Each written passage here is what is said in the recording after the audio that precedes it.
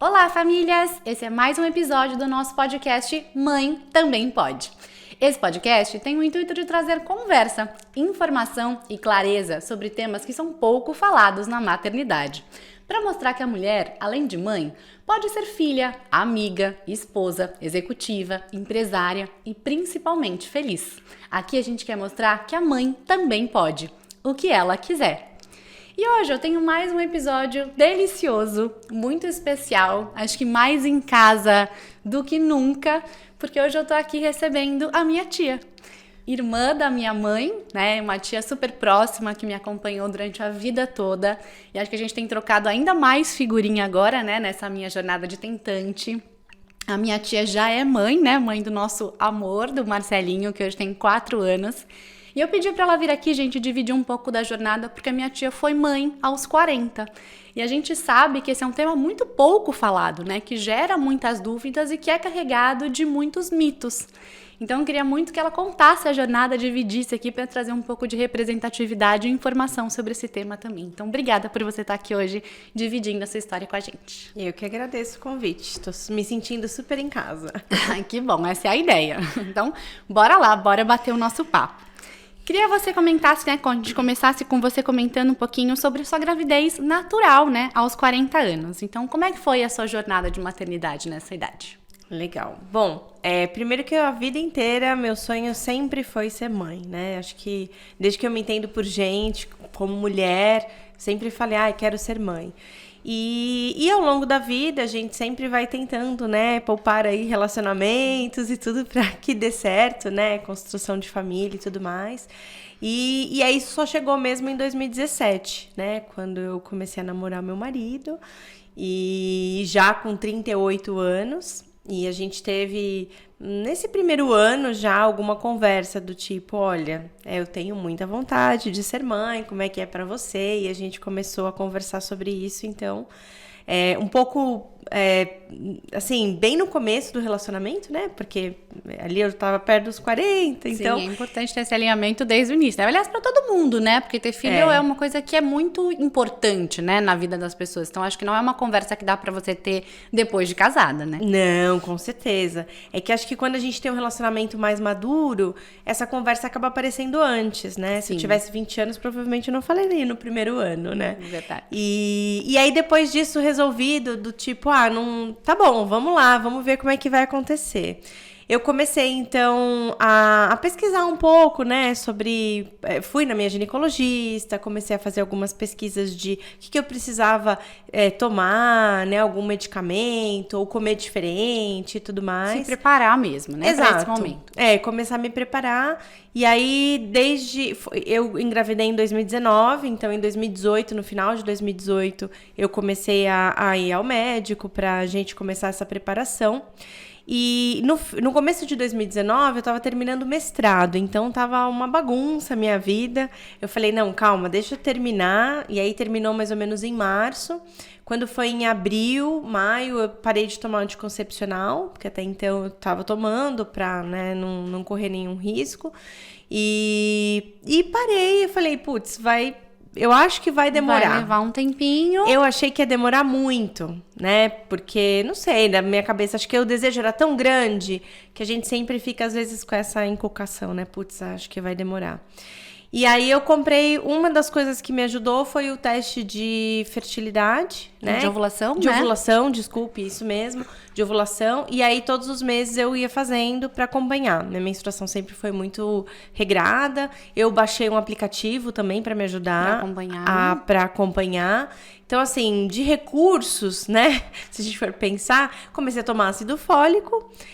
Baixei o aplicativo e comprei o teste de ovulação para fazer mensalmente ali naquele período. E aí eu comecei a fazer em maio, fiz em junho, e aí tem o lance da carinha feliz ou da bolinha sem nada. Quando foi em julho, deu carinha feliz. Aí eu falei, é hoje. E aí, mas muito sem esperança, sim, assim, né? Sem muita meio ansiedade. No flow, assim, meio vamos no ver flow, como é que assim. vai ser. Exato. E aí foi... E assim, também meio que desencanei, porque nesse período exatamente de julho, teve vários eventos, inclusive o seu casamento, né? Sim, verdade. Quando eu fui no seu casamento, eu já estava grávida, mas eu não sabia porque estava muito recente, né? Eu descobri no dia 1º de agosto, seu casamento foi meados de 20, né? Então, ali que assim, eu não estava sentindo nada até então estava no flow, como você disse, né? Então, esse processo, pra mim, quando eu descobri, assim, no dia 1º de agosto que eu fiz, porque minha menstruação ela é super certinha, eu já estava 3 dias atrasada, e aí eu fui comprar um teste de farmácia, e quando eu fiz, eu falei assim, não acredito. Foi super rápido, né? 2 meses ali. Não, se você for pensar, a tentativa, e isso eu tenho certeza que eu sou totalmente fora das estatísticas, tá? Quando depois eu fui... depois a gente vai conversar um pouco mais sobre outras tentativas que eu tive, né?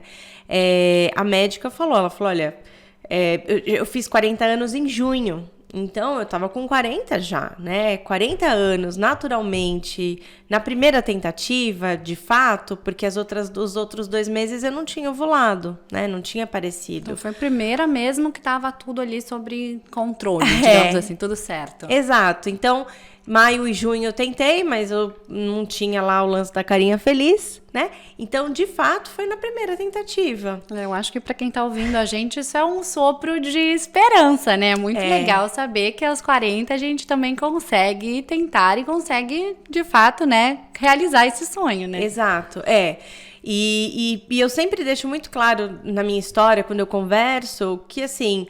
Pra mim, eu vejo como se fosse um milagre, assim, né? Puxa, né? É muito rápido. Foi muito rápido. Mas foi uma rapidez que pra mim foi maravilhosa, porque era tudo que eu queria. Né? Sim, tem muitas acho vezes que economizou, inclusive, a ansiedade desse processo, né? Que no caso do Marcelinho não teve, né? Não teve. Teve alguma preparação prévia que a sua médica te orientou em função da idade ou não? Ela falou, vamos tomar o ácido fólico, falou como é que funcionava mais ou menos ali o calendário, não teve nenhuma preocupação ou exame que você fez previamente? Antes de começar a tentar? Fiz exames, aqueles tradicionais ginecológicos como que as mulheres fazem. Como toda mulher faria, né? Em qualquer Nada fase. que seja específico. Não, porque ela falou, olha, segue a vida, quanto menos você ficar pensando, encanada melhor, né? É o que todo médico fala. Sim. Toda mãe não faz. Exatamente. Então, mas ela falou, fica tranquila, vamos esperar aí os próximos meses, né? A gente tinha falado um pouco de até o fim do ano, vamos ver como é que as coisas seguem. Só que ninguém imaginava. Não deu tempo. Não deu tempo. E em relação à gestação, teve algum cuidado? Uma vez assim, engravidei. Agora engravidei aos 40. Como é que a gente vai cuidar dessa gestação? Teve alguma preocupação específica em relação a isso? Teve porque eu tinha uma condição específica de ter 3 miomas, né, no útero. Então, por conta disso, a minha gravidez, ela não foi uma gravidez de risco, mas ela foi uma gravidez complexa, não foi complicada, assim, não teve nenhum problema de descolamento de placenta, de perda de líquido, nada disso. Inclusive, toda essa questão, quando você vai no ultrassom e começa a olhar, isso tudo era muito bom, tudo certinho. Mas os meus miomas, o hormônio da gravidez, o hormônio que o corpo da mulher produz na gravidez, ajuda os miomas a crescer. Essa é uma fonte médica, não sou eu que estou falando, né? Mas a minha médica dizia, olha, os hormônios todos que estão aí, né, em ebulição na gravidez, estão ajudando esses miomas a crescer. E eles começaram a crescer muito, né? Eles cresceram bastante, eles ficaram... Tanto que a minha barriga ficou bastante grande, as pessoas perguntavam, você tá grávida de gêmeos? Eu falava, não, é só um, mas é porque eu tenho 3 miomas além do meu bebê. Então, os miomas, um deles chegou ao tamanho de uma mexerica polcã, assim, é bem grande. Né? Então, o que aconteceu? No processo todo da gravidez, bem no comecinho, eu já tive que usar uma medicação, que é uma medicação intravaginal, e eu usava ela 2 vezes por dia, né? E a gente inicialmente falou assim, usa no comecinho, nas primeiras 12, 16 semanas, que é onde tem o maior risco de aborto espontâneo, né, de sangramento, qualquer problemas nesse sentido, que é comum, vamos dizer assim. E ela disse, vamos usar no começo. Mas eu tinha cólicas horrorosas, assim, bem no comecinho já. Com 4, 6 semanas já começaram as cólicas. Então, eu tomei muita medicação para dor, as que eram possíveis, porque também grávida você não pode tomar muita medicação. Sim. Então, eu tomava muita medicação. Teve semanas, assim, que eu tomava de 4 em 4 horas, assim, para não dar a cólica. E é uma cólica muito forte. E aí, obviamente, tem uma outra condição de saúde que eu tenho desautonomia do vaso vagal. Quando eu sinto muita dor, o meu corpo não sabe exatamente como reagir e ele meio que desliga a chave geral e eu desmaio. Então, eu tive vários desmaios, né? Então, esses episódios todos, obviamente, me deu uma super tensão na gravidez. Claro, até porque, né, grávida é um risco, né? E aos 40, você fala, puxa, né? Dizem, né, literatura, pesquisas dizem que quando você engravida mais velha, você tem uma condição mais especial, onde você precisa ter mais cuidados, né? Então, não tinha nenhuma condição específica por conta da minha idade, mas por conta de todas as outras... Do seu histórico de saúde mesmo, né? Então, eu usei bastante medicação. E aí, essa que eu achei que a gente ia usar até as 16 semanas, acabei usando até o fim, né? Usei a gravidez inteira, essa medicação, que é uma progesterona. Então, ela ajuda a relaxar, ajuda, né, a fazer também uma função ali de apoio na formação e tudo. Então, é um hormônio importante, mas também é um hormônio que dá algumas reações, né? Então, assim, a minha gravidez, ela foi complexa nesse sentido, pelas dores, né? Muitas idas no pronto-socorro e tudo mais, mas não teve uma complicação, né? O bebê... Foi uma gestação tranquila, né? Assim, sim, pro bebê. Não pro teve bebê foi maravilhoso. Pro e não Marcelinho... necessariamente relacionada à sua idade, né? São questões Exato. relacionadas à sua saúde. Não teve nenhum fator relacionado à fase da vida, né? Exato. Que qualquer outra mãe poderia passar. Poderia ter. Então, na gestação não teve... Depois do nascimento do Marcelinho, teve alguma coisa que você acha que a gente pode trazer aqui que foi mais relacionada a essa fase? Algum desafio que você passou que falou, nossa, se fosse em outro momento seria diferente? Talvez a energia mesmo, assim, né? Eu acho que quando você vai ficando mais velha, o seu corpo não funciona naquela máquina potente, aos 30, que você tá super, né, no ápice. Desculpa, porque eu acho que deve ter mães de 40 anos que são, assim, saradonas, né, que são uhul, que não é o meu caso. Mas, assim, eu penso, né, na comparação, Alcione, olhando 40 e 30, se eu tivesse com 30 anos, acho que eu teria muito mais energia, mais disposição. Então, eu acho que foi uma gravidez que, principalmente quando a barriga cresce muito, começa a incomodar um pouco na questão da respiração e tudo. Então, eu me senti uma grávida mais cansada, assim, onde tinha uma cadeirinha, eu sentava. Você tava lá. Tava lá, né? Fiz jus a todos os bancos e assentos públicos, né? Para gestantes. Para gestantes. Então, se fosse pensar na questão da idade, eu acho que muito mais isso, assim, um pouco mais de cansaço, né? Mas também tem a maturidade. A maturidade ajuda muito nesse sentido de você parar e falar...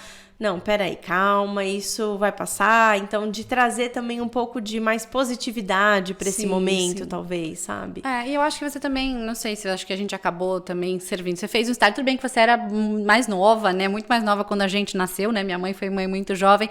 Mas você também já tinha feito um estágio ali. Você sabia que o Marcelinho não quebrava, né? Que eu acho que é sempre uma preocupação da mãe de primeira viagem, de será que eu posso pegar desse jeito? Será que eu posso trocar fralda? Eu acho que você também já tinha essa bagagem um pouco mais tranquila também, não tinha? Com certeza, com certeza. Vocês foram, assim, ótimos estágios, você e sua irmã. Porque depois, né, depois do nascimento, que acho que a gente vai falar em alguma coisa ainda, aí foi muito tranquilo pra mim. Eu tive poucas... Receio mesmo. Inseguranças. Claro, tem as inseguranças tradicionais que toda mãe vai passar, né? Mas acho que até por conta da idade, ser mãe aos 40 me proporciona ter tido vivências que uma mãe aos 20, aos 30 ainda não teve, né? Então, é óbvio que a minha irmã me proporcionou isso muito cedo, porque eu fui tia com 11, então eu tive vocês muito próximas, né? Muito pequenas, desde pequena, mas eu sempre fui muito maternal também, eu sempre gostei de cuidar. Muita criança perto, né? Muitos afilhados, né? Sim, muitos afilhados. Então, acho que essa parte do cuidado, depois que nasce, para mim, teve as inseguranças, que talvez a gente fale aqui, mas para mim o principal foi a gravidez mesmo, assim, as inseguranças da gravidez, porque era sempre sempre eu pensava, eu desejo muito esse filho, então eu não queria que nada acontecesse. Eu ia te perguntar isso, você acha que também esse desejo, né, e essa fase da vida fez você uma mãe mais super protetora, assim, tipo, eu fiquei com medo de que qualquer coisa acontecesse ali, acho que tinha um pouco dessa tensão? Com certeza. Com certeza. Sim. Primeiro que eu já tenho, acho que de família, essa coisa super protetora já é uma coisa de família, né? Sim. A minha mãe, a minha leoa total.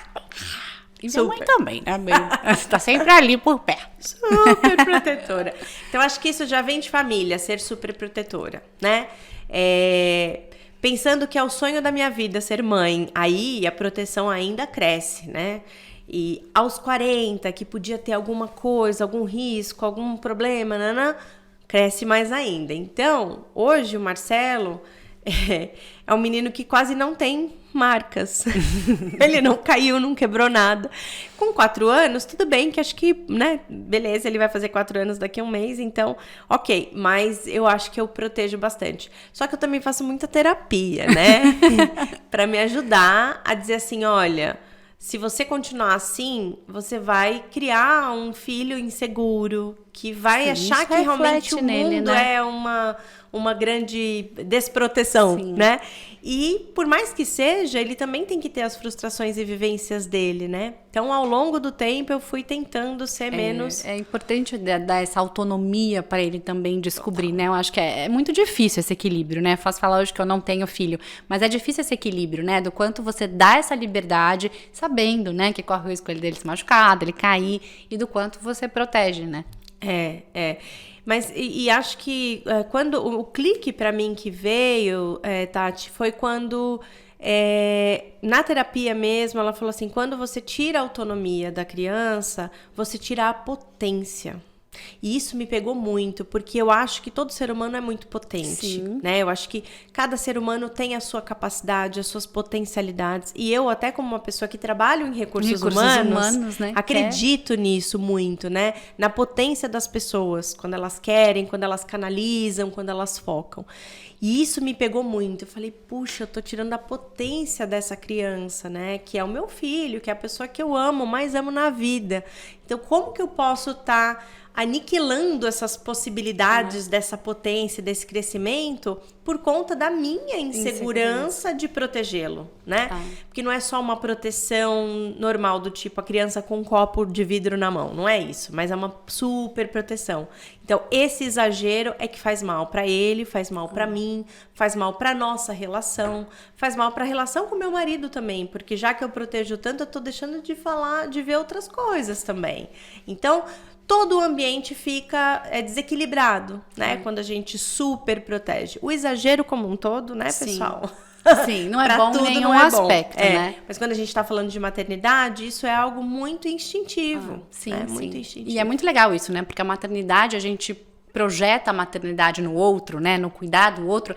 E a maternidade é uma grande jornada de autoconhecimento, né? Sim. De você descobrir quais são as coisas que você precisa trabalhar em você para que você possa criar um ser humano ainda mais potente, né? Com certeza. E acho que você tem um exemplo em casa, né, gente? Assim, eu... obviamente, né, fui criada por mãe, vós, tias super protetoras e, né, você vê a Ju, minha irmã, já tem um perfil completamente diferente. Eu sou muito medrosa para várias coisas, né? Então, assim, eu nunca fui a pessoa do parque de diversão, da montanha-russa, de eu vou me aventurar, eu vou fazer coisas diferentes. E hoje eu olho e falo, cara, eu podia, né, ser diferente. Então, eu tenho muito esse desejo de não criar essas inseguranças nos meus filhos, porque talvez isso tenha acontecido em algum processo lá atrás, né, de ter sido tão super protegida que acabei criando vários bloqueios em mim hoje, né? E, de novo, isso não é culpa de ninguém. Acho que cada um fez da forma como tinha, com as variáveis que tinha, tentando fazer o melhor. Claro. Mas eu olho hoje e falo, gente, como às vezes a gente pode criar essas inseguranças mesmo, né? Nos filhos, que muitas vezes a gente nem imagina que vão repercutir lá na frente, né? Exatamente. E quanto mais cedo a gente é consciente disso, melhor a gente consegue, porque a maternidade é um exercício de acerto e erro diário. Então, se você fala, putz, eu errei ontem, o que eu posso melhorar hoje para não cometer o mesmo erro que eu cometi ontem? para eu fazer esse processo de caminhada, de jornada, eu com ele, eu comigo, ele com ele. E acertando a rota, né? Porque nada Exato. é definitivo, né? Isso que é muito legal. Exato. E eu ia te perguntar agora o contrário, né? Quais foram as maiores alegrias e gratificações que você enxerga de ter tido um filho nessa fase da vida? Um pouco do que eu comentei da maturidade, né? De você ter mais paciência, de você ter... Bom, eu fui mãe também na pandemia, então isso acho que é um capítulo que em breve falaremos. Mas quando a gente é mais velha, primeiro que assim, ter certeza absoluta que ter um filho era a coisa que eu mais queria, ajuda muito, porque no momento do estresse, no momento do pega pra capar, você se coloca à prova de falar, nossa, o que eu fiz com a minha vida, né? O que eu tô fazendo? Por que tá tudo tão errado, tão desequilibrado, etc, né? Mas falando da parte boa, então, a parte boa de ter filho aos 40 é mais paciência, mais maturidade para entender que é fase cada parte que a gente tá vivendo, né? Porque o começo de um bebê é muito difícil e você acha que aquela fase é a mais difícil do mundo. E vem a próxima e você descobre Aí você descobre que é pior. É tipo videogame, você só vai subindo a fase, né? Subindo o nível de dificuldade.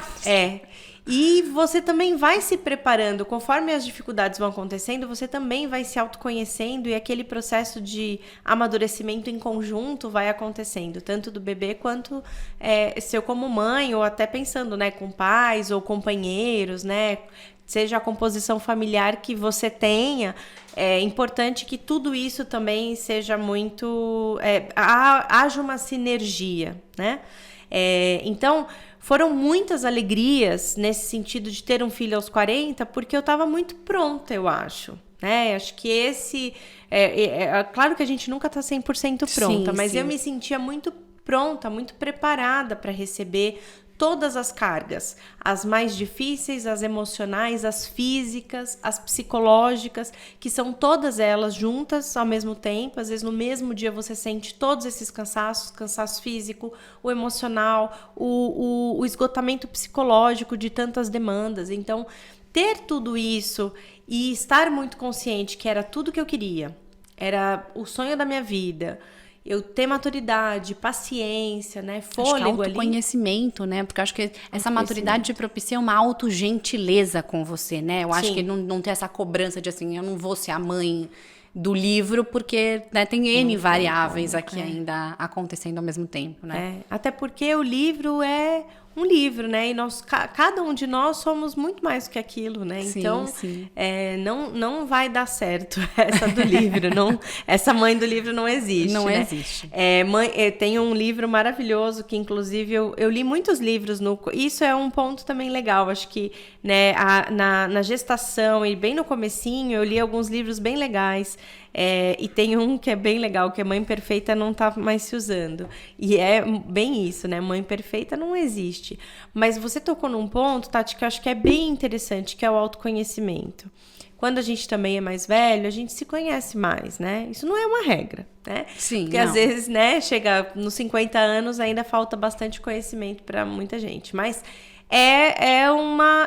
assim, faz mais sentido aos 40 anos você se conhecer mais do que se você tivesse menos, né? Faz mais sentido.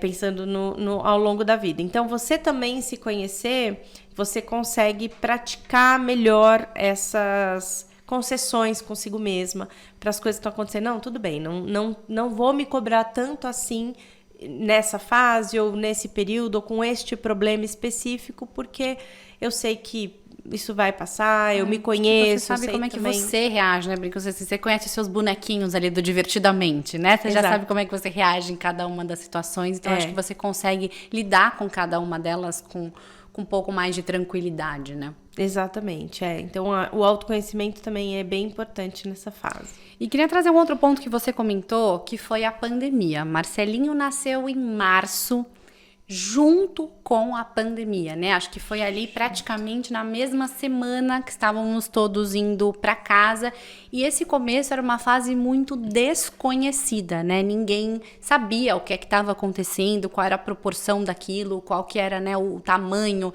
e como é que seria. E você já trouxe, né, que a maternidade nessa fase te trouxe N inseguranças de superproteção. Como foi viver esse início de maternidade no início da pandemia, né? Com esse receio, sem rede de apoio, né? Em casa, da família, porque vocês optaram por ficar ali um pouco mais isolados nesse começo, justamente por essa insegurança. Como é que foi todo esse processo? Olha, a gente, olhando agora, eu quando converso sobre isso, eu brinco que é a dor e a delícia da pandemia. Porque existem dois lados. Tá? O primeiro lado, que foi esse começo, eu trabalhava na época, eu trabalho ainda, né? Mas 10 dias antes do Marcelo nascer, o time falou, todo mundo lockdown, vamos para casa. E então, no dia 13 de março, eu fui para casa e falei, puxa, eu vou ficar de quarentena aqui 15 dias, né? Daqui 15 dias, acho que o Marcelo já deve estar para nascer, vai dar tudo certo, né? Só que não. Então, ele nasceu no dia 23 de março, então 10 dias antes, né, da pandemia no Brasil. A pandemia já estava rolando solta no mundo e eu lembro muito bem de lá na maternidade ver a televisão, porque na maternidade só tava eu, Maurício, meu marido, Marcelinho e os enfermeiros, né? Já não tava podendo visitar nada disso. Não, isso pra mim foi bem chocante, assim, sabe?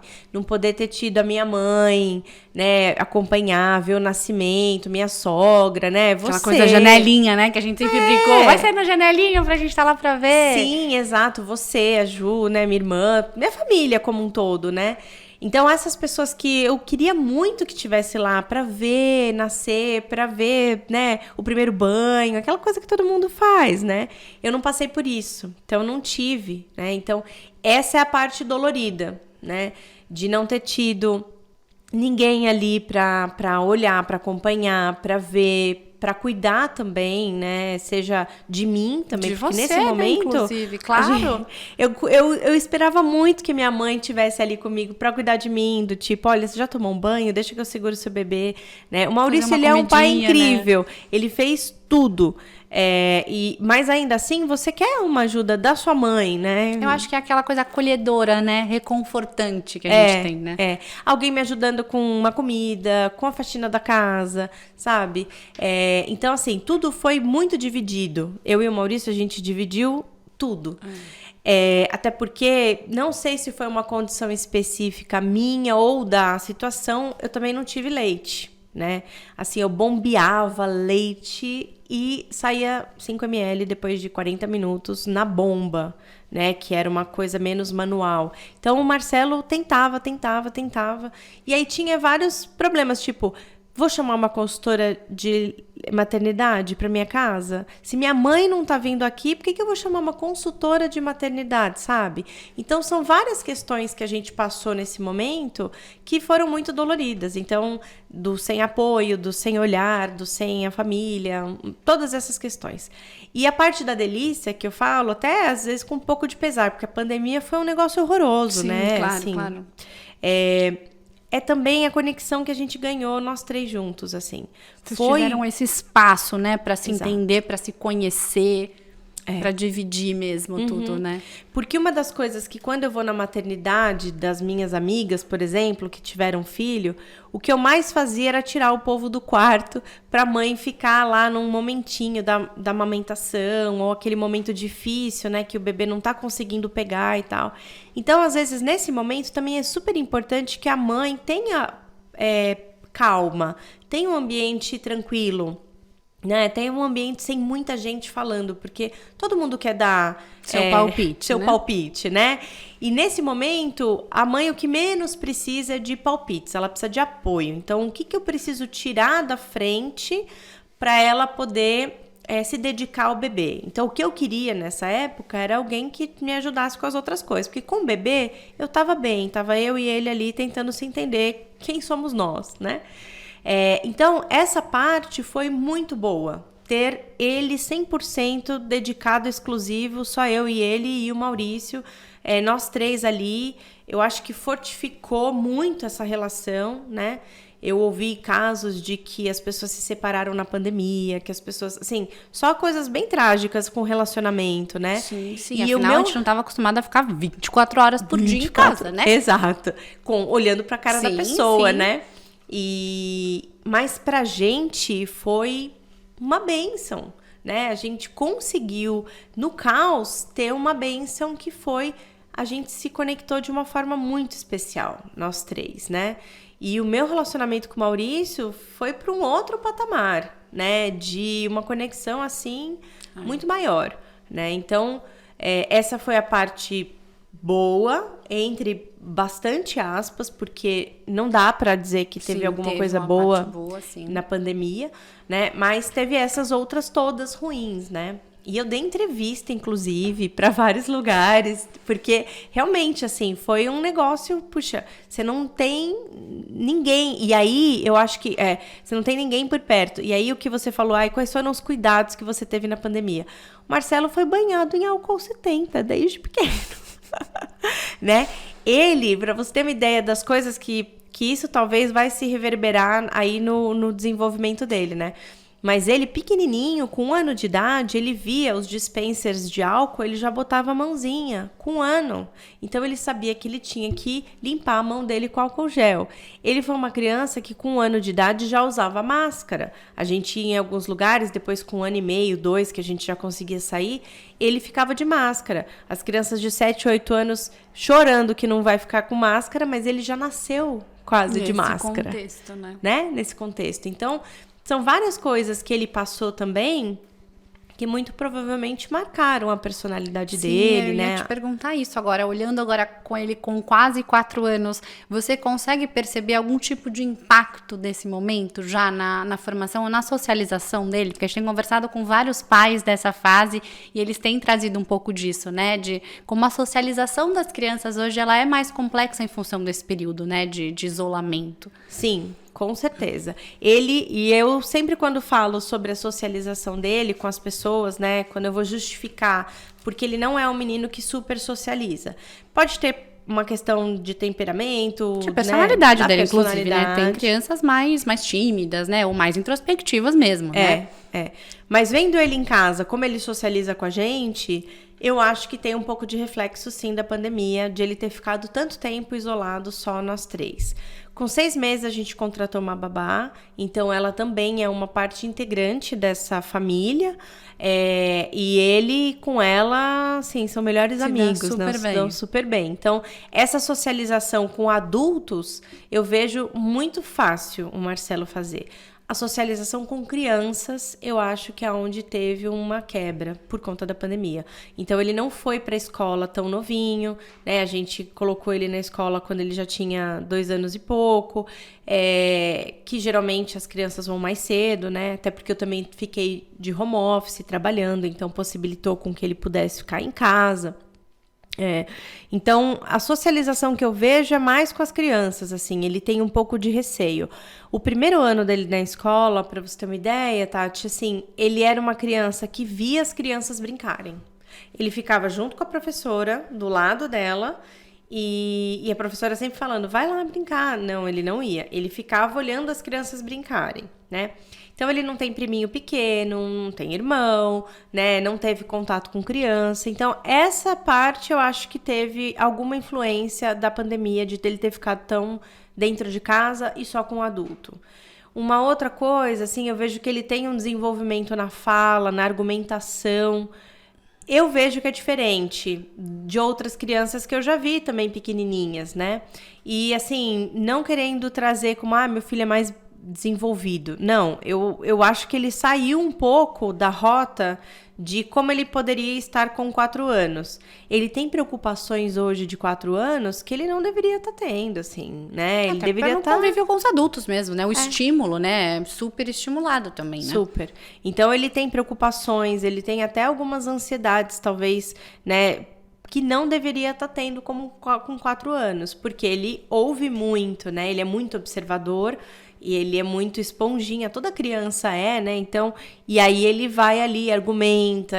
Às vezes a gente fala assim, meu Deus do céu, é um adulto dentro de um corpinho de 4 anos, porque não é possível, né? Então, acho que essas questões tiveram alguma influência, assim, dele estar tão fechadinho dentro de casa. E, óbvio, pela superproteção que a gente já comentou aqui, ele foi super protegido nesse sentido. Então, né, como eu falei, máscara, álcool gel, a gente limpava o chão para ele engatinhar com álcool 70, porque a gente falava assim, se a gente fez uma compra, vai que, sei lá, lata de azeite, alguém espirrou, tem Covid no azeite, limpa o azeite. Assim, gente, as compras, elas eram banhadas no álcool 70. A gente tinha estoque de álcool 70. Acho que ainda deve ter em casa. Se alguém precisar, a gente pode me pedir que deve ter um em casa. Então, assim, a superproteção virou um negócio muito mais uau. Sim. Acho que tomou outra proporção. Né? Com certeza. Com certeza. E queria falar de um outro tema que é o segundo filho, né? Acho que muito em função também dessa super proteção que vocês tiveram ali com o Marcelinho, que também já era o desejo de qualquer forma, vocês tentaram o segundo filho, né? Sim. E a gente fala sempre muito, quer dizer, já se fala muito pouco sobre as dificuldades de tentar engravidar no primeiro, que é o meu caso, né? Nessa fase de tentante, tudo isso aqui começou por causa disso, porque a gente se vê com muito pouca representatividade, com muita gente falando sobre isso. Tentar engravidar do segundo filho, a gente fala, acho que menos ainda, né? Menos ainda. Então, eu queria que você contasse, se você puder, como é que foi essa jornada, né, de tentar, porque você teve muita facilidade para engravidar, né, do Marcelinho aos 40, e as coisas não foram bem assim na segunda tentativa, né? Então, como é que foi essa jornada para você? Quais caminhos que vocês tentaram nesse momento? Tá, a gente tentou em 2021, Marcelo nasceu em 2020, 2021, mais pro finalzinho do ano, a gente já fez uma tentativa. Porque, assim, eu queria ser mãe de, assim, uma renca para poder fazer chamada. Queria comprar aquele carro grande para caber um monte de gente. Mas aí, como eu comecei tarde, eu falei, bom, não vai dar para fazer uma renca, né? Vamos ver o quanto que dá. E aí, em 2021, a gente fez a primeira tentativa e eu engravidei rápido, de novo. Só que aí é o outro lado de ter 40 anos. O seu corpo já tá, né? Assim, eu já não tinha mais uma produção de óvulo como se eu tivesse 30 anos, né? A verdade é que a biologia não acompanhou a nossa vida social, né? Porque hoje as mulheres estão tendo filhos mais tarde, né? Sim. Estão focando na carreira, no desenvolvimento. Só que a biologia é aquela ainda de milhares de anos atrás, né? Que o nosso período fértil é muito mais cedo, né? Exatamente. Então, esse ponto pra mim é que... E aí, como eu engravidei rápido, pra mim a questão foi, vai dar certo. Engravidei rápido, aí logo eu já percebi, logo já fiz o teste, né? E aí eu já fui fazer ultrassom bem recente, assim, né? E ali no ultrassom, eu fui fazer o ultrassom com 4 semanas, que geralmente nem se faz, porque você nem tem o embrião quase, né? Você tem só o saquinho gestacional ali, você nem consegue ver muita coisa. E quando foi com 6 semanas, que já daria para ver alguma coisa, não tinha nenhum desenvolvimento. Então, já sabia que não havia nada. E aí foi super frustrante. Por quê? Na primeira gravidez, eu demorei umas semanas para contar. Eu acho que eu contei com umas... 9 semanas. Eu nem fiz porque geralmente o ideal é você contar com 12 semanas, quando você já sabe que, né, as coisas já estão mais ali encaminhadas. Eu contei antes. Nesse caso, eu contei super cedo, assim, descobri e contei, né? Porque eu falei, deu certo no primeiro, né? Errou. E aí eu contei no segundo rápido, porque a gente ainda estava numa fase com Covid, e eu falei, gente, eu não vou ver ninguém porque eu tô grávida. Então, foi nesse sentido que eu contei, porque eu não ia poder ver ninguém. Foi na preocupação ali mesmo de... Exato. Aí todo mundo ficou super feliz e tal. E aí, depois veio a frustração. E uma perda, ela é sempre frustrante. Por mais que seja algo que as pessoas falam, mas é comum. Gente, é comum. Eu ouvi uma frase, e vou repetir a frase aqui. É comum, mas não é normal. Pode ser comum para várias pessoas. Estatisticamente pode ser biologicamente pode acontecer. Mas não é normal, né? Quando você quer quando você vai plantar uma plantinha, você quer que ela nasça, né? Não é normal não nascer. Uma expectativa por trás, né? Que eu acho que a gente não traz pra essa conta, né? Não. No momento que você sabe, você já personificou, já é real pra você, né? Já é. Mesmo no primeiro dia, né? Você já chama de bebê algo que não virou nem um embrião, né? Então... É isso, então foi bem frustrante, eu fiquei muito mal, algumas semanas, assim, me permiti também sofrer, passar por isso, sabe? Ainda tava nessa fase, ainda bastante insegura com Covid, 21 ainda tava, né, nessa bolha. Até hoje a gente tem Covid, né, mas é que agora não é tão letal, claro, ainda 21 ainda era, né, ainda tinha isso. Então, foi bem frustrante. Aí, em 2022... eu tentei de novo, lá pro meio do ano, eu tive que fazer curetagem, porque mesmo não evoluindo, ficou, né, resíduo. E a minha médica falou, olha, se você quiser, você pode esperar e ele vai saindo, né, esse resíduo vai saindo. Eu falei, não quero esperar, não quero ter a opção de ver alguma coisa, porque eu nem sei o que eu viria. Eu podia não estar vendo nada, né, podia ser uma maçaroca, podia ser... Falei, e a preocupação de em que momento vai ser isso, né, onde é que você vai estar? Quando a gente recebeu uma mãe que falou, Tati, eu ficava pensando, tipo, eu vou estar no trabalho, como é que vai ser? Você não sabe se isso é um fluxo, por exemplo, muito intenso, se não é.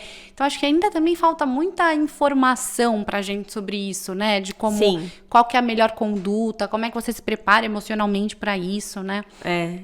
Então, eu preferi fazer a curetagem com a minha médica. Eu falei, não, prefiro que você já tire tudo que tem que tirar e eu também não fique com essa apreensão. Expectativa, né? Expectativa, porque é justamente o que você falou. Que horas que vai sair? Quando? Como vai sair? De que formato?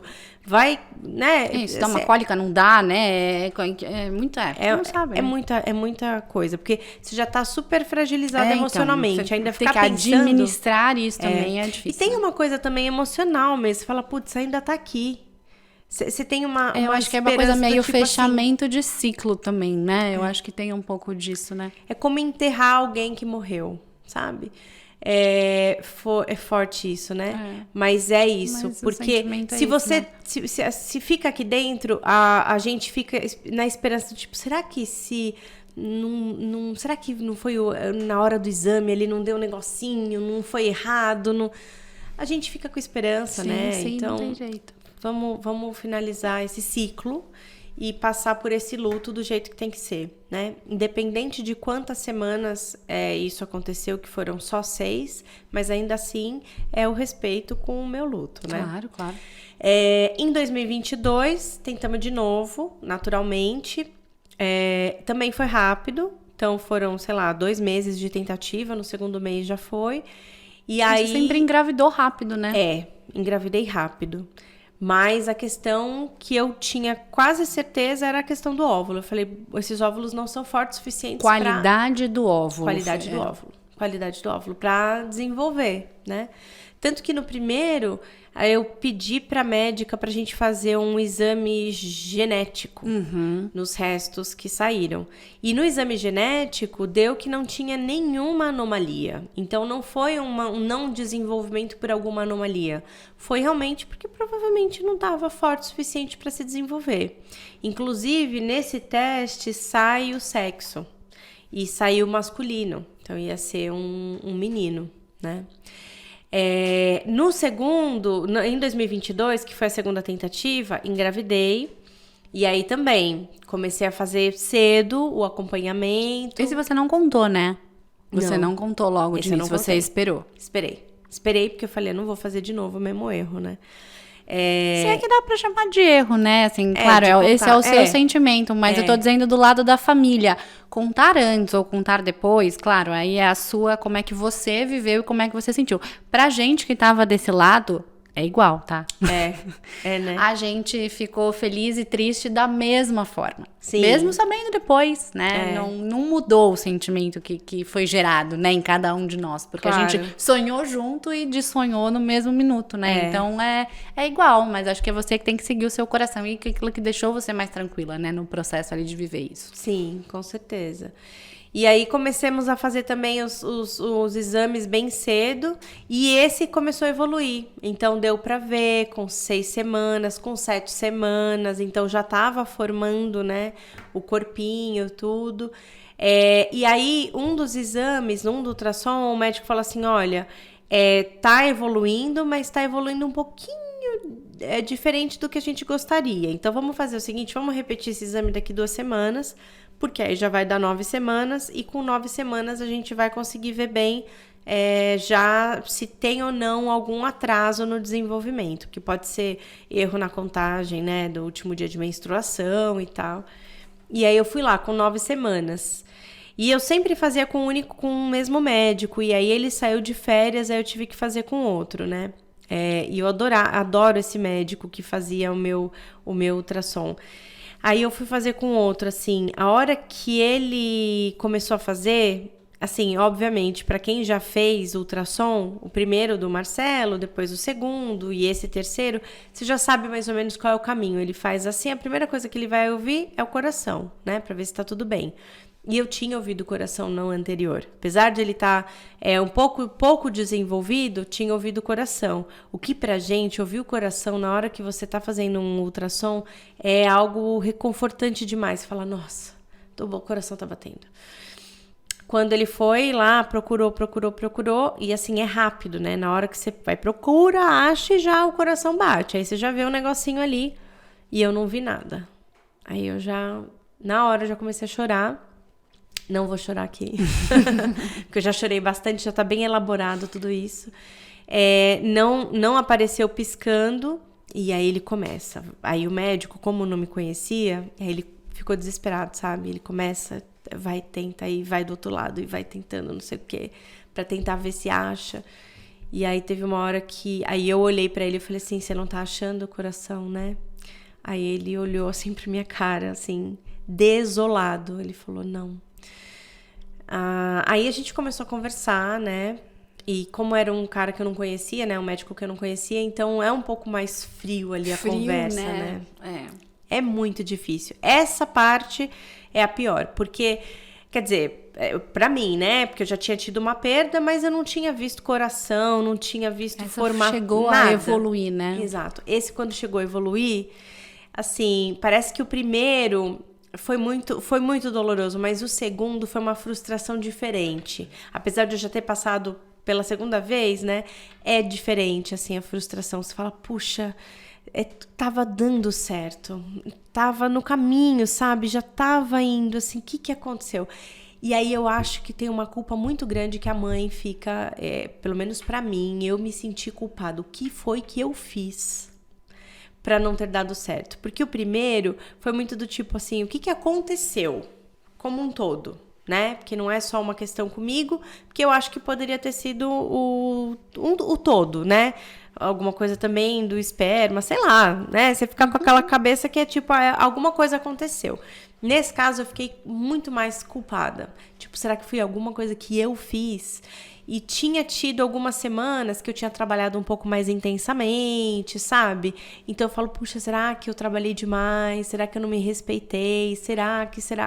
E esses milhões de serás na cabeça vêm como uma avalanche, né? Qual é o ponto? A gente tentando encontrar uma resposta, né? E que não necessariamente existe, né? Para mim, o ponto só que é menos triste do que outras mães que passam isso é que eu tinha o Marcelo. E eu olhava para ele e falava assim, filho, você para mim é a minha salvação, assim, né? Porque eu tô tentando dar um irmãozinho para você, tô tentando multiplicar esse amor que eu sinto por você com mais uma criança, mas não tá dando, mas você tá aqui. Mas o seu milagre já tinha acontecido ali, né? Você já me preenche de uma forma que era... Então, ele, para mim, foi o meu respiro nesse processo de culpa, de dor, de luto, de perda, de insuficiência, de se sentir... de impotência mesmo, né? Porque é um pouco desse, claro, né? Numa fase de vida diferente, num contexto diferente, mas é um pouco do sentimento que eu tenho. Você se sente, de certa forma, impotente. Você fala, gente, é alguma coisa que eu não tô sendo capaz, né? Sim. E é muito estranho, porque a gente não tá acostumado a lidar com as nossas... Quem vai chorar sou eu.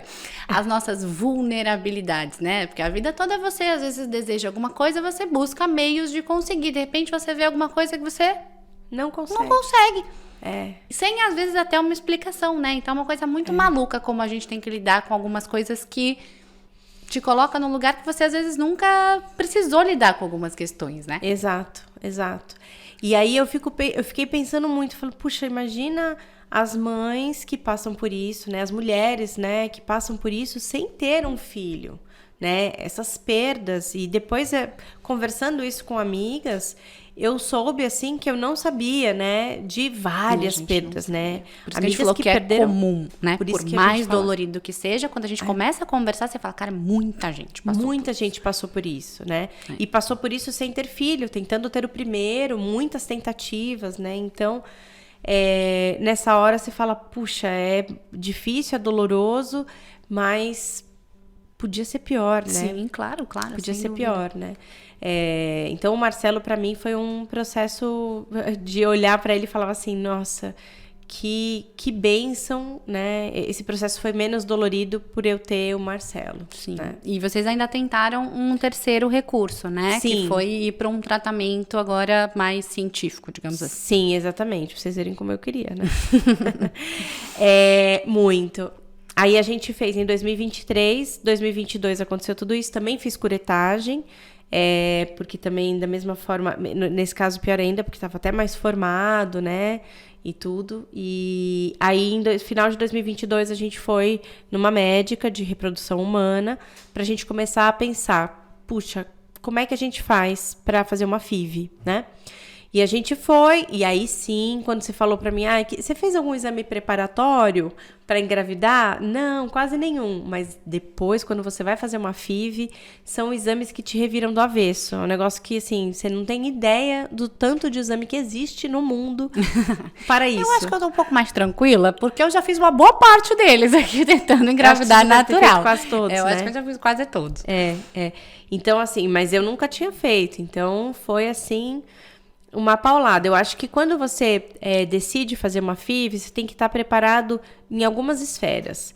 Primeiro, emocionalmente, porque principalmente a mulher, porque é uma dose, começa uma assim, outra jornada, né? Parece que assim, vira o livro, é um outro capítulo que começa, né? Acho que Outro você zera, livro, eu né? acho. Eu acho que é outro livro, exatamente isso. Acho que zera, né? Assim, reseta e começa uma outra história, né? outra história. Porque tem o lance emocional, porque muito hormônio que se toma, né? Bastante, assim, de várias formas, via oral, injeção, foram muitas formas. Financeira, porque são gastos, assim, astronômicos, que se você... Não se prepara para eles, tem que né? se Você tem preparar. que se preparar, Tem que se planejar preparar. financeiramente, né? Emocionalmente, financeiramente, fisicamente, né? Porque também você vai demandar do seu corpo de reagir a tudo aquilo que você tá tomando, né? De uma forma que não é natural para ele, né? Você tá Não ali é. forçando uma barra, né, pro seu corpo que precisa se adaptar para aquele processo. Aham, sim.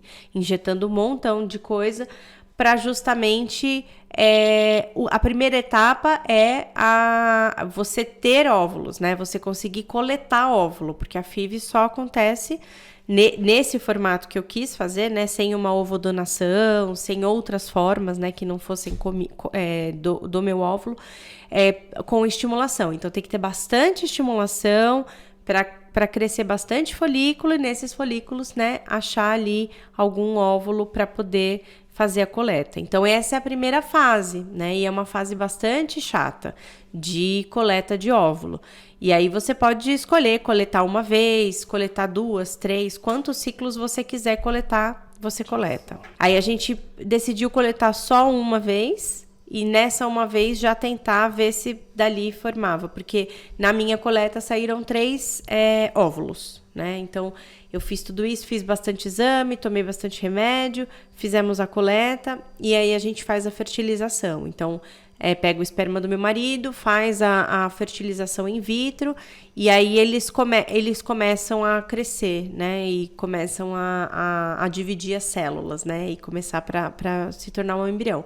Então, tinham 3. Na hora da fertilização, 2 vingaram, um já não vingou de cara. E esse segundo, na hora que eles vão até o 5º dia, né? Eles vão fazendo a divisão celular até Antes o 5º da dia. implantação, né? No 5º dia eles congelam ou implantam, dependendo se você quer naturalmente ou se você congela, para você escolher depois o melhor momento para você implantar. E aí só ficou um. Na verdade, ficaram os 2, e a gente pediu para fazer biópsia.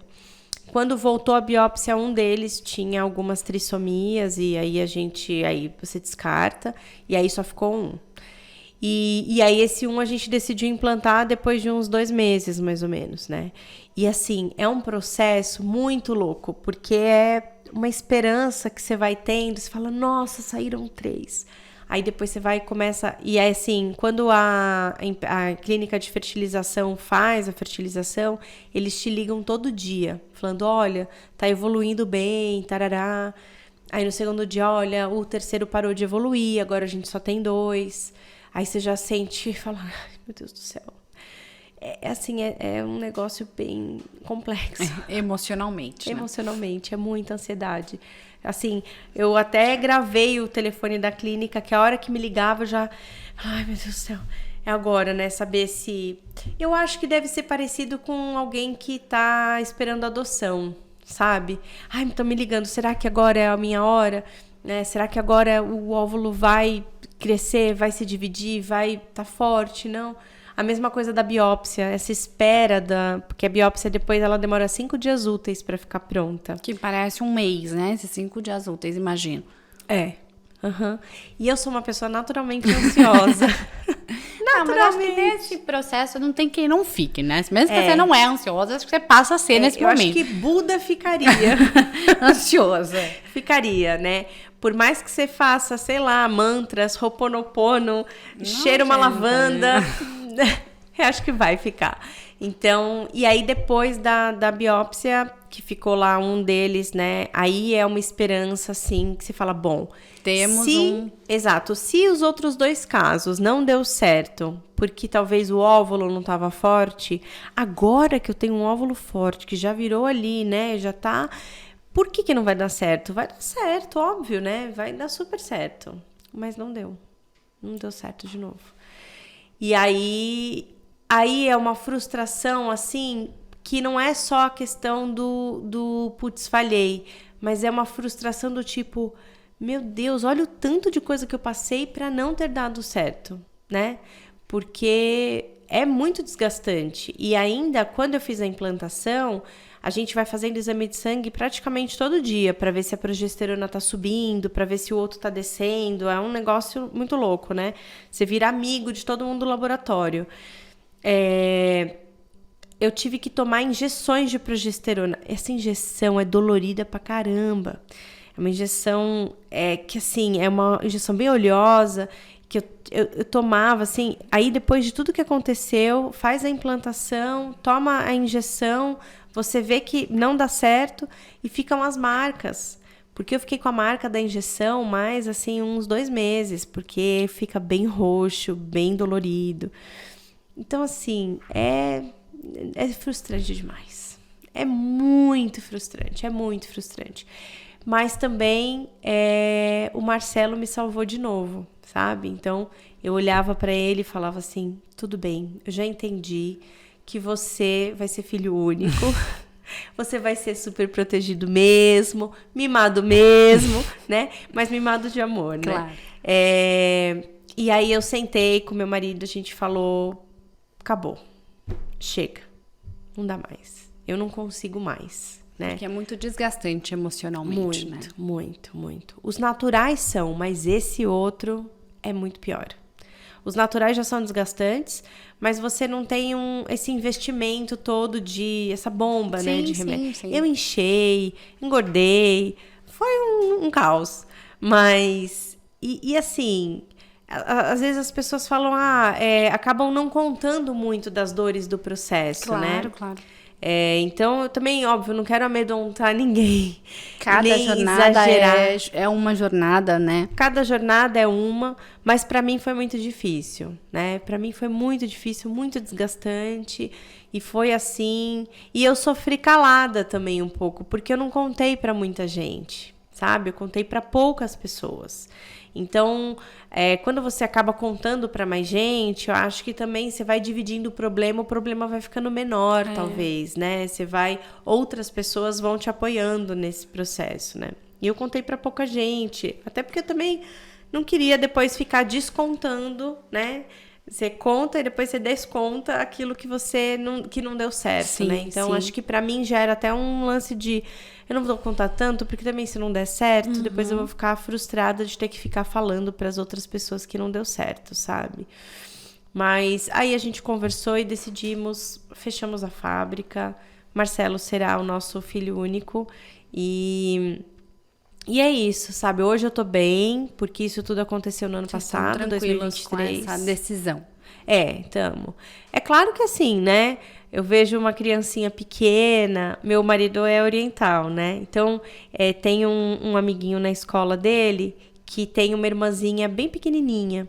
E ela é oriental. Então, eu olhava para ela, e ela tem o mesmo nome da bebê, é o nome que eu daria para minha bebê. Porque como a gente, na hora que você faz a biópsia, você sabe qual é o sexo, né? Se você não quiser saber, você não sabe, mas vem, né, no exame. E estava escrito feminino. Então, eu sabia que viria uma menininha, né? Então, eu já dei nome pra menina. Assim, foi todo aquela entrega, Sim, né? sim. E aí, a gente teve uma festinha na escola do Marcelo.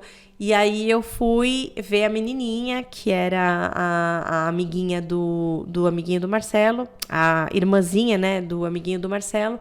E a hora que eu peguei ela no colo, primeiro que ela já é, né, oriental. Então, eu falo assim, nossa, podia ser minha filha. Já rolou uma identificação. Já rola uma identificação, né? Porque o Marcelinho, ele é mestiço, né? Então, poderia ser. E aí, a hora que eu perguntei o nome, ela falou assim, Marina. Ai, eu falei, não. Que é Marina? Ai, eu falei, meu Deus do céu, que difícil que foi. Foi super difícil. Depois que eu saí da escola, eu falei pro Maurício, eu falei assim, cara, que difícil, assim. Uma bebê, né, que podia ser minha ali. Então, nessas horas, Tati, você pensa assim, puxa, será que a gente tenta de novo? Aí, na hora, não, né? Será que a gente tá desistindo? Será que tem outros caminhos? Será que tá desistindo cedo demais, né? Vocês chegaram a cogitar outros caminhos? Tipo, vamos pensar numa ovo-doação, uma adoção? Não. Não. Assim, não. Emocionalmente... Ainda não chegamos nessa etapa, né? Porque de ovo-donação, acho que não. Se fosse, a gente iria para uma outra... Mas a gente não pensou nada. Não pensamos nada até agora, assim. Então, e eu também não sei se eu tô pronta para pensar em alguma coisa, na realidade. Porque tudo que aconteceu, já foi, já passei. E acho que já tá muito bem elaborado. Mas também não tenho, assim... Não tenho perspectiva muito de pensar muito em outras coisas agora. Vocês já é uma decisão tomada, conversada, consciente de que... Sim, apesar de nesses momentos dar aquela vontadinha, mas você fala, não dá. Não dá porque vai ser muito desgastante e pode não dar certo. Né? E você teve algum apoio, assim, na época você estava fazendo terapia, você teve outros apoios que também te ajudaram a passar por esse momento emocionalmente, você e o Maurício? Sim. É fundamental, gente. Terapia é vida para qualquer pessoa. Sim. Né? A pessoa mais feliz do universo precisa de terapia. A pessoa que não tem problema nenhum precisa de terapia. Quando a gente está num problema, aí precisa mais ainda. Justamente para ajudar a elaborar, né? Trazer para fora. Né? Externalizar, né? Externalizar o sentimento. Entender que, assim... não é essa frustração quando a gente se sente, né, impotente e tudo mais. Não é algo real. Não é algo fantasioso da nossa cabeça que a gente fantasia de que há uma incapacidade da minha parte, né? Então, eu acho que a terapia traz a realidade do tamanho que ela é, né? E isso nos ajuda muito a não sermos ansiosos, não ficarmos com, né, um monte de fantasmas dentro da cabeça, porque é isso que faz mal, que vai levando a gente para um caminho, né, até de depressão, Sim. de, né, doenças mentais sérias, né? Então, para mim foi fundamental a conversa aberta, franca e honesta com meu marido, né, da gente ter esse canal muito estabelecido. E é muito maluco você pensar nessa jornada de vocês, porque eu acho que tudo isso que vocês passaram, até na pandemia mesmo, né? Essa conexão que você falou que vocês geraram ali, eu acho que preparou muito esse terreno para vocês terem essa relação muito, muito consolidada, muito construída para enfrentar esses desafios, né? Com certeza. E o Mal é um paizão com P maiúsculo. Não sei, né? Tem alguma coisa maior que o maiúsculo, acho que eu usaria nesse momento, porque é dividido mesmo. Né? Assim, a gente vê nos finais de semana, nos almoços em família, é muito clara a divisão de vocês ali, né? O quanto ele é participativo, né? Não rola vem me ajudar, não, né? Ele já tá lá, ele já fez, ele já levantou, ele já tá lá cuidando do Marcelinho. É muito bacana. Não tem esse lance da ajuda, né? Não tem. Até porque não deveria ter nenhuma família, mas a gente sabe que tem. Não é, né? Essa realidade. Que não é essa realidade. Então lá é dividido mesmo. Tem horas que eu até acho que eu tô devendo. É bem pouco comum também, não é? Né? Tem horas que eu falo assim, nossa, mas ele já tá com ele, sei lá, 3 semanas ali naquela rotina, porque eu tô em outra, né? E tem essas formas de doar tempo, né? Então, às vezes eu tô fazendo comida, eu tô arrumando a roupa, também tô doando tempo. Claro. Mas ele tá parecendo menos contabilizado na relação com o Marcelo, né? Porque se ele também não tem roupa para usar, se ele também não tem comida para comer, então... Mas parece menos contabilizado ali no tempo mesmo com ele, né? Mas de qualquer forma é, assim, super dividido e você tem total razão. A conexão que a gente criou lá atrás, né? Ajudou muito a passar por esses momentos que a gente passou, porque a gente tinha uma relação muito mais forte, muito mais aberta, muito mais... A conversa, ela é muito melhor, né? Quando você tem uma relação forte e estabelecida, né? Então...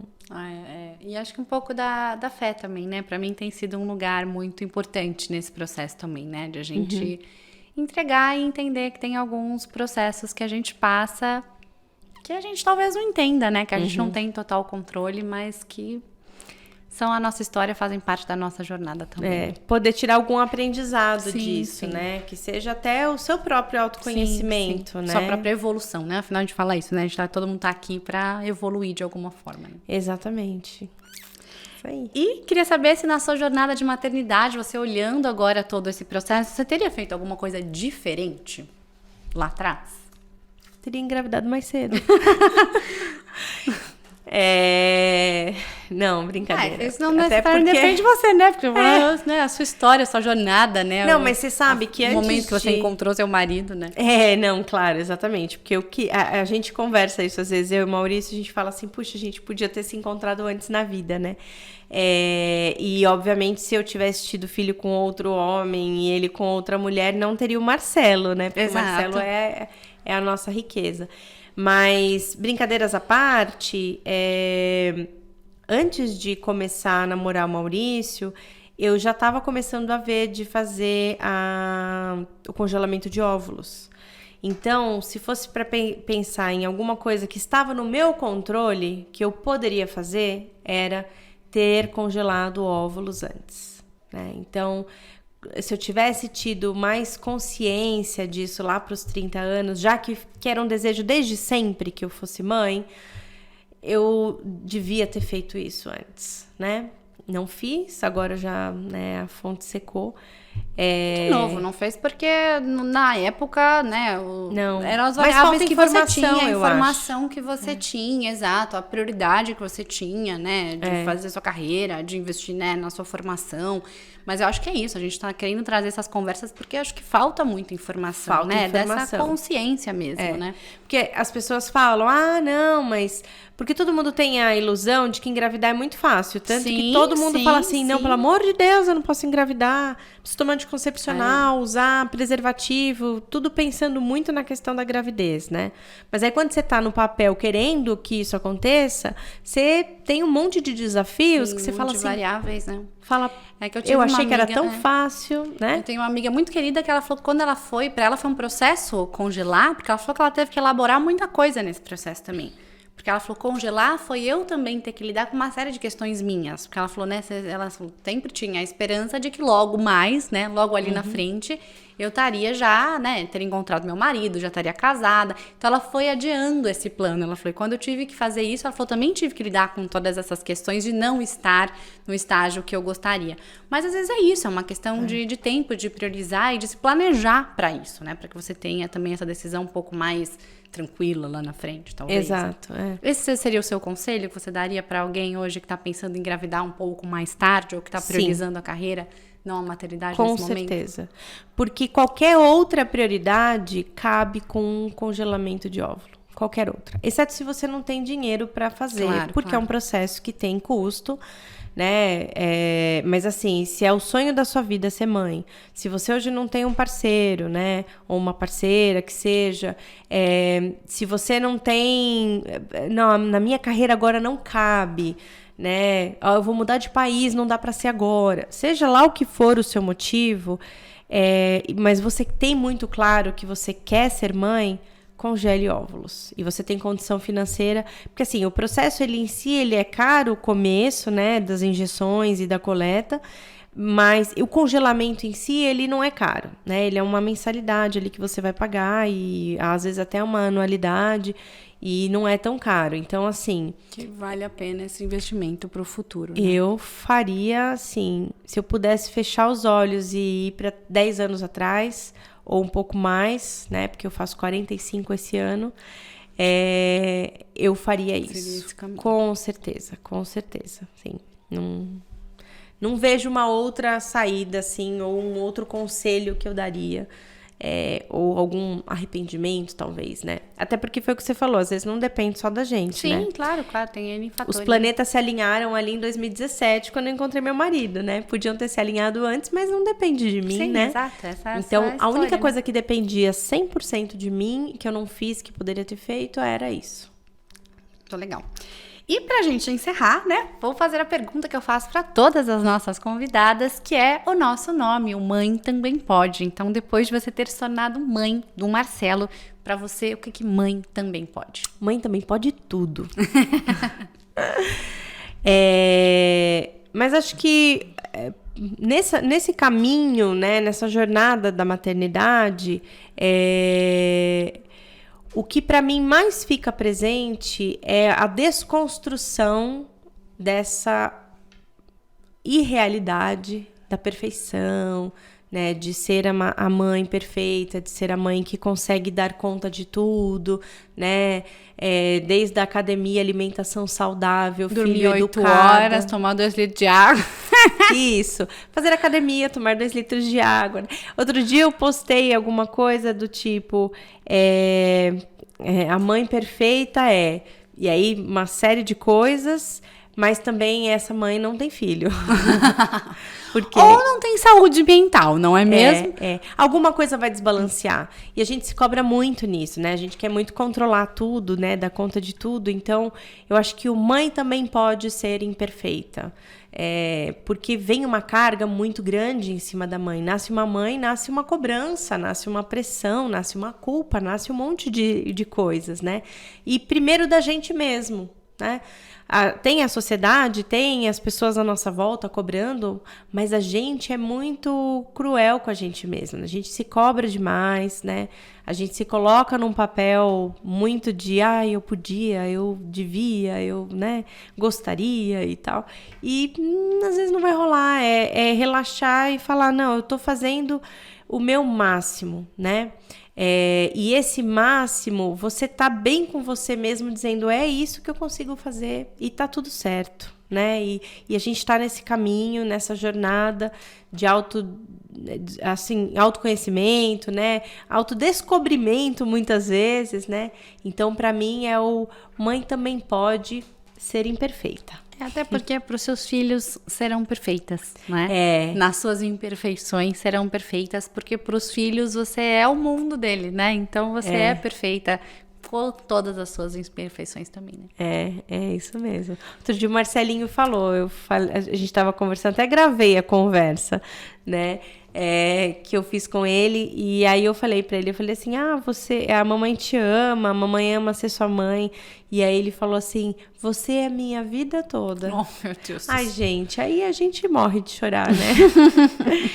Então é isso, assim, a gente, por mais que a gente ache que gostaria de fazer diferente e melhor, para os nossos filhos eu tenho certeza que eles reconhecem que a gente é uma mãe maravilhosa. É isso aí. Muito obrigada, tia. Foi um prazer receber você aqui, contar a sua história, acho que dividir um pouco dessa jornada com todos os desafios que a gente fala muito pouco sobre eles, trazer representatividade, informação para tantas mulheres que estão passando por essa jornada. Como a gente falou aqui, eu acho que cada jornada é única, mas é muito bonito a gente saber que existem diferentes caminhos, né? Diferentes meios de a gente realizar esse sonho, e que o Marcelinho proporcionou para você esse sonho lindo da maternidade. A gente ama ver essa sua versão mãe, que é uma versão linda, e acompanhar o crescimento dele junto com a gente. Então, obrigada por você estar aqui hoje dividindo sua história. Eu que agradeço pelo convite, né? E também fico muito feliz pela sua jornada de tentante, mas também do tanto de informação que as mães podem ter ouvindo, né? Um podcast como o seu. Então, parabéns também. Obrigada. Por essa construção, essa jornada. Estou muito feliz. Isso gerar acolhimento para quem está do outro lado, né? Exatamente. Muito feliz de participar, viu? Obrigada. Obrigada a você. Esse foi mais um episódio do nosso Mãe Também Pode. E a gente se vê na semana que vem. Tchau, tchau.